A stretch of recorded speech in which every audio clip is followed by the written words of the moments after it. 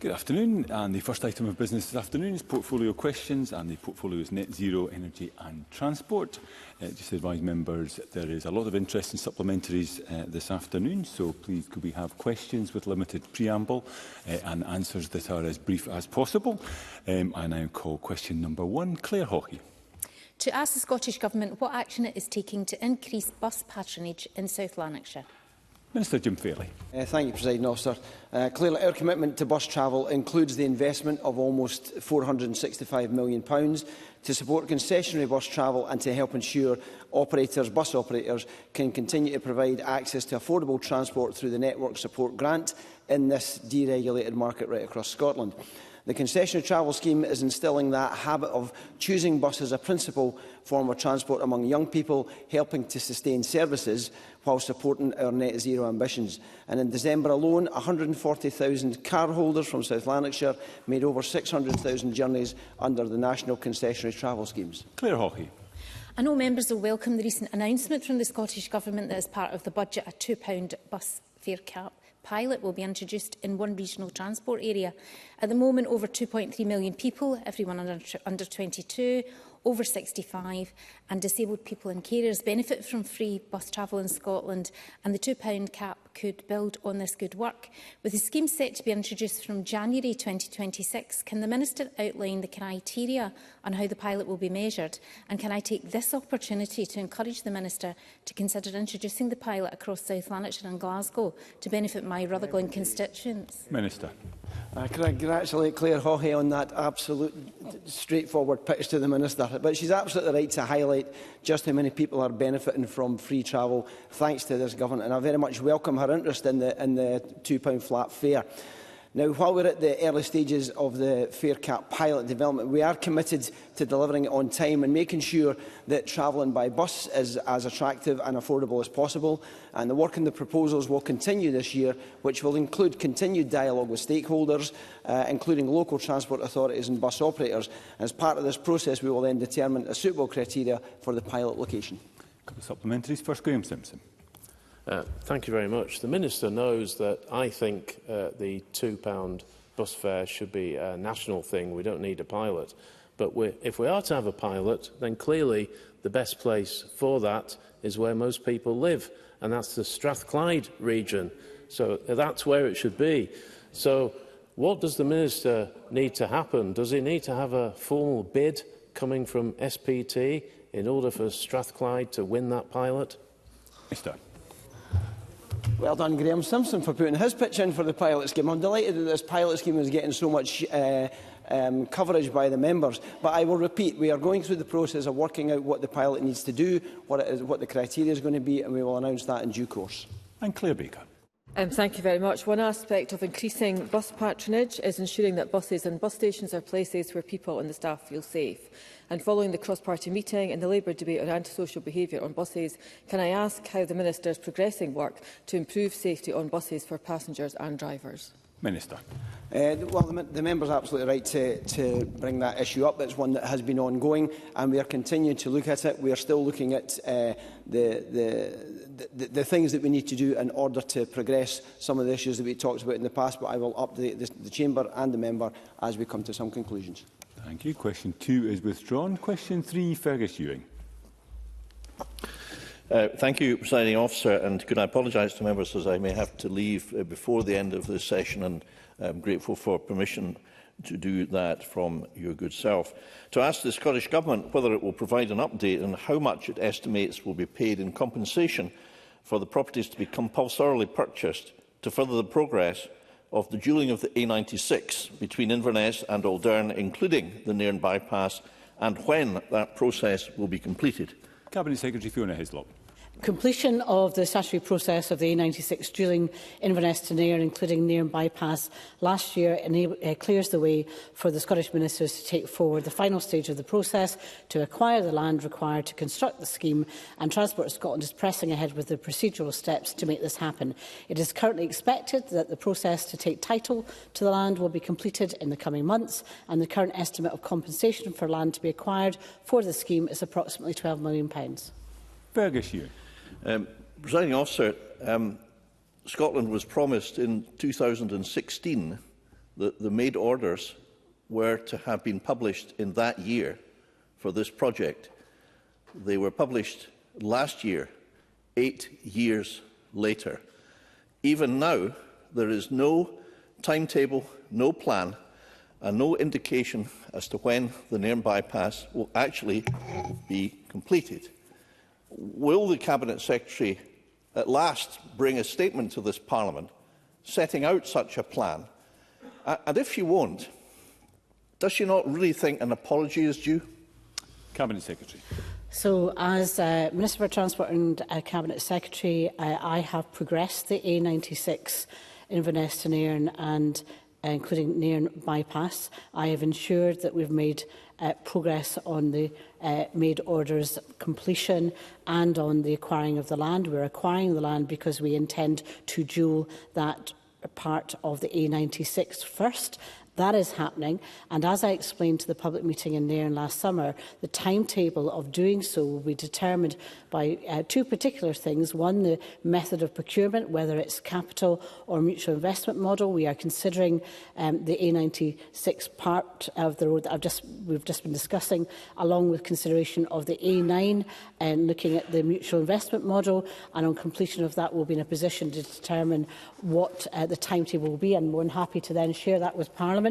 The other aspect is whether it will be one whole completed procurement or whether it will be separated into different parts of contracts. There's a strong argument that was put to me at the public meeting in Nairn that the Nairn bypass might be done separately and differently. All these things will impact on the timetable, and that's what we will consider. And when we've managed to assess all of those points, I will come back to Parliament. Thank you. Question 4, Kenneth Gibson.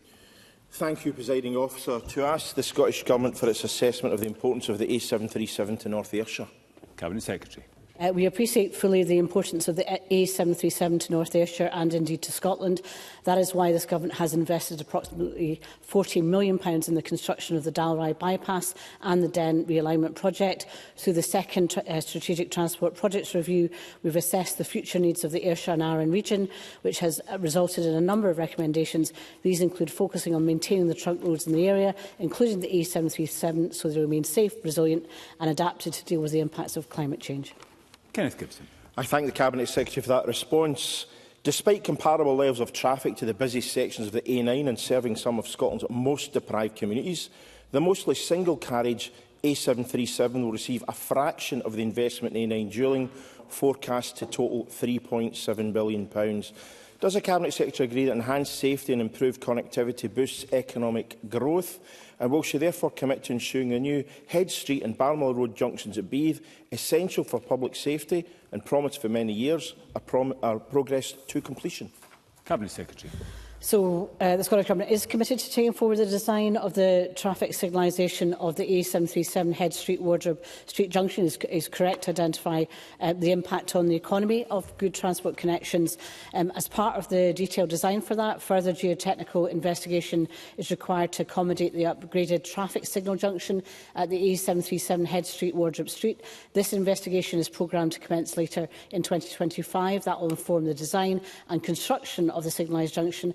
Is currently programmed for 26-27 financial year, subject to available funding and completion of the design. Question 5, Ash Regan. To ask the Scottish Government what recent discussions it has had with the UK Government regarding INEOS proceeding with the closure of Scotland's only refinery at Grangemouth, in light of the UK Government's reported £600 million loan to the company for a project in Belgium. Minister Gillian Martin. Thank you, Presiding Officer. I continue to engage very regularly regarding the closure of the refinery and met with the UK Government ministers on this aspect last week. I am disappointed that this loan has been made to INEOS whilst the Chancellor has offered nothing in her speech that would avoid an abrupt and unnecessary closure of the refinery, nor support Grangemouth's transition to play its part in Scotland's green economy in the future. We need the Labour Government to start doing what it said it would before the election and bring forward real investment to save Grangemouth and the jobs, businesses and livelihoods which depend on it. Ash Regan. This is a sorry situation, Presiding Officer. Hundreds of highly skilled jobs to be lost, probably forever.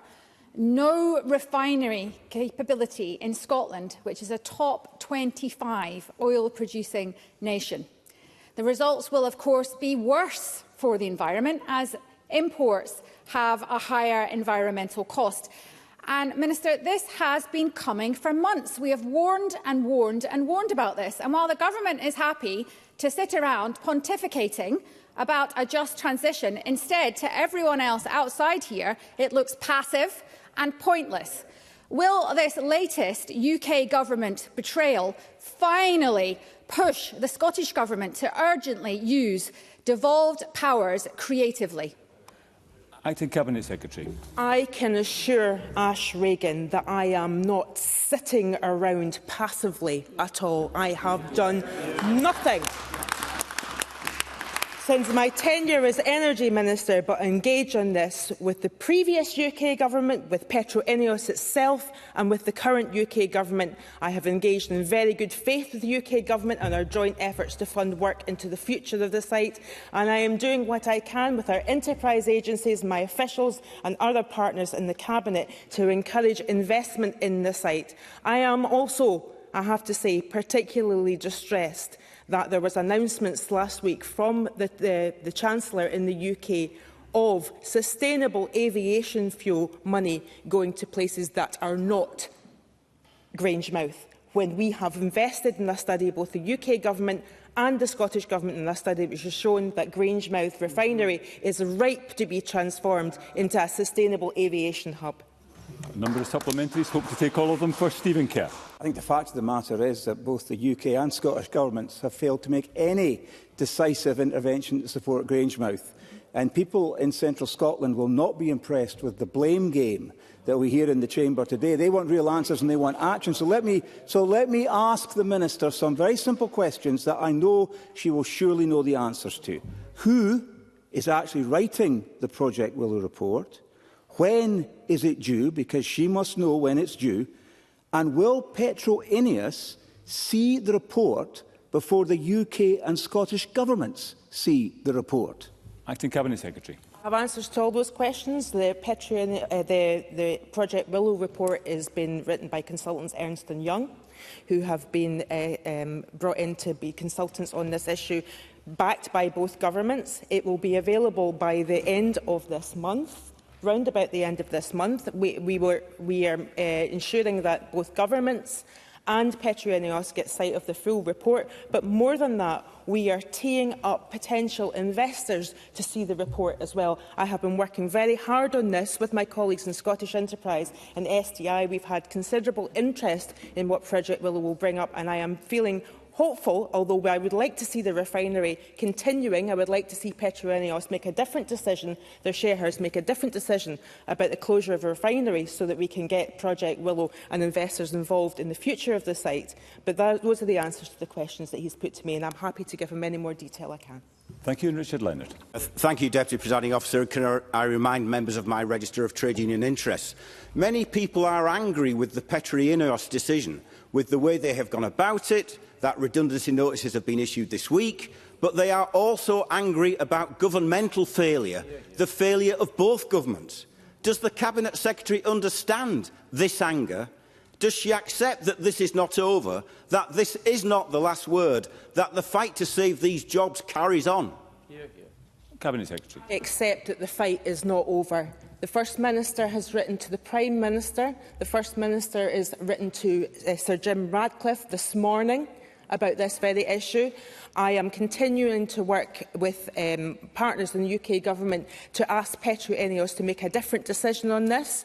We have had almost weekly meetings with them on progress, and we are making sure that they are doing the right thing by their workers, and where they are not, I want those workers to know that I have an open ear to any of the concerns that they have, so that I can put them directly to Petro Ineos. And Gillian Mackay. Thanks, Deputy Presiding Officer. It's very clear that the UK Government has abandoned the workers at Grangemouth. The workers are rightly angry that governments have left them to the will of a billionaire who would rather play fantasy football than look after his workers. This has the potential to devastate the town I grew up in, and I'm angry on behalf of all of those workers. And with the greatest of respect to the Cabinet Secretary, anything generated further by Project Willow and others are potentially too far down the road to solve the immediate and urgent issue facing us. I've not yet lost hope that the Scottish Government will meaningfully step in, save these jobs and ensure a sustainable future for the site. But the question for the Cabinet Secretary is, will she now step in on this increasingly urgent situation? Okay, we've listened to all the other questioners. With courtesy, we should do the same for Ms Mackay. Cabinet Secretary. The Government has already stepped in to get assurances around the redundancy payments for those workers and to get assurances as to the level of compulsory redundancies.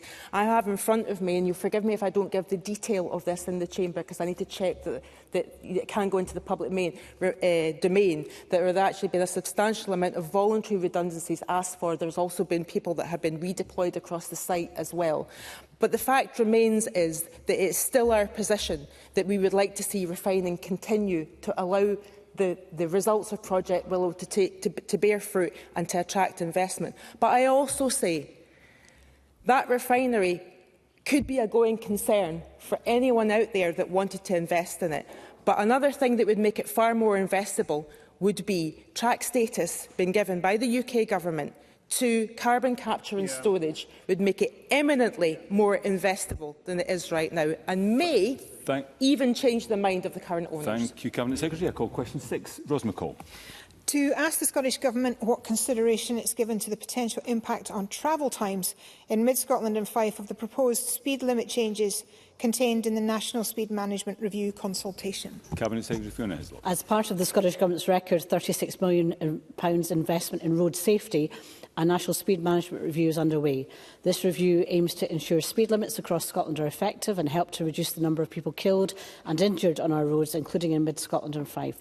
Proposed changes contained within the new review have been rigorously assessed and are expected to reduce casualties and fatalities. International evidence, including France's successful 2018 speed limit changes, show how measures can lower speeds, reduce casualties and have minimal effects on journey time. The assessment indicates that these changes will have a minimal impact on journey times because reduced speeds contribute to smoother traffic flow, which reduces congestion. Reducing serious collisions reduces diversions and improves journey reliability. A public consultation is underway and I encourage the member to share her views before it closes on the 5th of March. Ros McCall. Which I will, and I thank the Cabinet Secretary for that response. The proposed arbitrary reduction in speed limit 60 mph roads will add journey times and undoubtedly add to the frustration motorists are feeling.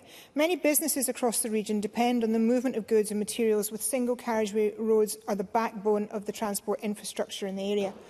Workers living in rural areas have often no viable alternative but to use their cars, and reducing speed limits on single carriageways could significantly increase commute times, creating further challenges for employees and businesses alike. The disproportionate impact of these proposals that will have on my constituents and businesses should not be taken lightly.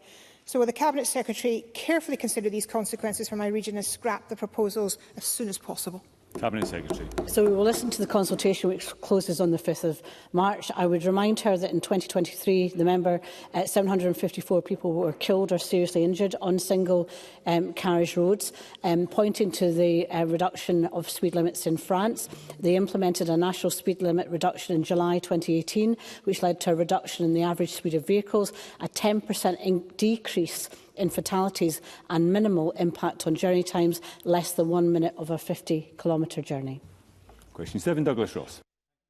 So to ask the Scottish Government what its response is to the petition signed by hundreds of Keith residents and businesses regarding the disruption caused on the A96 by the ongoing works at Union Bridge, including the calls for businesses to be compensated for any significant losses during these works.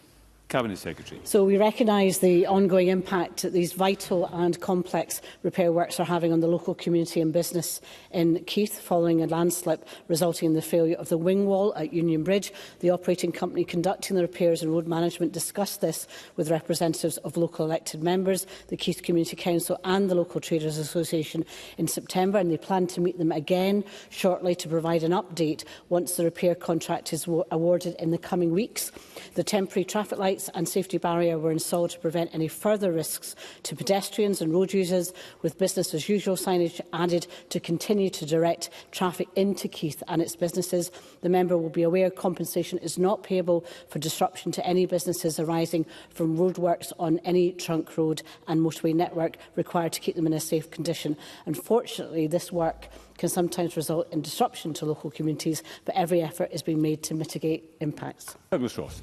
I don't think residents and businesses in Keith feel that every effort is being made, because these works have been ongoing since last summer. The Cabinet Secretary didn't mention the petition. What is her response to these hundreds of businesses who have written to her, who still have not received a reply? I handed it over to the Minister for Connectivity in December last year. We're now in February and we don't know what Fiona Hislop and the Scottish Government thinks.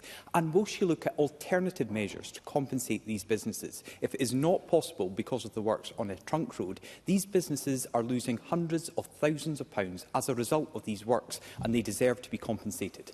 Cabinet Secretary. So I set out the policy about compensation, or the fact there is no compensation in relation to work on trunk roads. I recognised the ongoing nature of the problems. It is a complex issue to try and resolve. The contracting started before Christmas. However, it's been delayed due to emergency works by utility companies in proximity to the slope failure. So the emergency work required a further review for the proposed design solution to consider any implications, and that will obviously, at the most up-to-date position, can be provided to those that have petitioned the government, although I don't think we have the contacts for everybody that's on that petition. In terms of the journey times, I understand from our operators that the maximum delay is 12 minutes, and I know 12 minutes can cause an issue, and if the member wants to provide information if there is longer waits than that 12 minutes on a regular basis, but my information that I've been provided is that the delays are less than 12 minutes. Thank you. A very brief supplementary, Audrey Nicholl. Thank you, Presiding Officer. And as a frequent traveller on the A96, my understanding is that a slope failure due to heavy rain caused the damage to the bridge. So can I ask the Cabinet Secretary what challenges exist in terms of the required remedial work? And given these complexities, isn't it crucial that the work is carried out with the utmost care, which regrettably could invariably lead to the work taking longer? And as briefly as possible, Cabinet Secretary. It's complex. It needs to be done safely. The bridge wing wall failed due to a damaged drainage pipe that saturated the soil behind. It is in an urban location. It's next to a watercourse. The levels in the River Isla, the groundwater levels, all have to be considered to make sure that that work is done properly and safely for all concerned. And question 8, Finlay Carson. To ask the Scottish Government what lessons have been learned following the travel disruption and other impacts as a result of Storm Irwin. Cabinet Secretary. Storm Éowyn caused major disruption. The immediate lessons learned are that an early issue of the red weather warning for wind by the Met Office on Thursday, 23rd of January, combined with a multi-agency response team convening, empowered Police Scotland to promptly issue early advice to road users to avoid any form of travel during the period of the red weather warning. This enabled the public, businesses, council and schools to communicate early, and this proactive messaging shared at a local, regional and national level helped result in a huge reduction in traffic levels from 80 to 90% across key trunk roads during the red warning. It enabled specialist teams across transport and energy sectors to be mobilised in advance of the storm. Intense cooperation between Network Rail and ScotRail supported recovery from unprecedented damage, and I wish to thank everyone for limiting their travel. There will be a formal lessons learned exercise, and that will be closely considered by Cabinet. Finlay Carson. I thank the Cabinet Secretary for a response, and she'll be well aware that the south of Scotland, particularly Dumfries and Galloway, was affected more than many communities, with A75 actually closed for some time. But one other lesson that can be learnt is how we managed to get to people who are off power for almost as long as a week in Dumfries and Galloway. One of the main issues was the lack of a generator being connected up. So Scottish Power were very reactive and responsive to those in the priority list to make sure they had these generators. However, some waited 3 or 4 days for electricians to join them up. Would the Cabinet Secretary, or particularly given her remit, work with her colleagues to look at a potential scheme where sockets can be provided in warm hubs and vulnerable people's homes to allow these generators to be connected as a matter of urgency rather than taking 3 or 4 days? Cabinet Secretary. So I'll take that suggestion, discuss it with my Cabinet colleagues. I think we always learn lessons, and I think the lessons actually from Storm Arwen helped improve the response this time round. But actually, every storm there are lessons learned, and I'll take the suggestion from the member, and I'll get a relevant minister to respond to him as how that can be possibly taken forward, if that's something that the energy companies think would be helpful. Thank you. I've got a couple of supplementaries. I'll try to get them both in, but they'll need to be brief, as will the responses. First, Sarah Boyack. Cabinet Secretary, flood prevention schemes announced in 2015 haven't been finished. So what's the Scottish Government doing to accelerate investment now? Because extreme weather is hitting people's homes and our transport infrastructure increasingly hard. Cabinet Secretary. Well, the Scottish Government, in relation to transport, which is my direct responsibility, has produced a climate adaptation plan, which is to try and tackle a number of issues affecting the transport network. In relation to flood defence scheme, that's a responsibility of one of my colleagues, and I understand that there's extensive funding available in terms of this year's budget, but I don't know if the member has decided whether to support that budget or not. But flood funding is part of that budget offering, because increasingly we know whether it's adaptation, mitigation, whether it's flood prevention generally, whether it's how do we tackle implications of climate change on our road and our rail, all of this needs action, all of it needs investment. And working with Gillian Martin as Cabinet Secretary and others, we're ensuring that investment can be put forward to realise that. I hope she can support the budget and support flood prevention. Thank you. And very briefly, Paul Sweeney. Thank you, Deputy Presiding Officer. One of the UK's largest food distributors, Bidfood, chose to ignore the danger to life warning during Storm Ailwen and told their workers that it was a normal working day. Does the Cabinet Secretary agree with me that was completely unacceptable, and will she review the legislative obligations on companies like Bidfood to ensure that they ensure workers' safety in red weather warning situations and are held to account if they don't? Reports, and I think it is unacceptable. I think they're putting themselves and others in jeopardy. Overturned HGVs were actually preventing energy companies from actually getting to the very people that we've heard about in the previous question. As far as issues around workers being expected to travel in those kind of conditions, there will be essential workers that unfortunately are required to obviously try and support the emergency response. But as far as legislation is concerned, he'll know that's an employment legislation issue. I know his party don't want this Parliament to have employment legislation, but in terms of his request for us to try and pursue that, that is something that could be usefully raised with the UK Government. Okay, thank you. That concludes portfolio questions. There will be a brief pause before we move to the next item to allow front benches to change.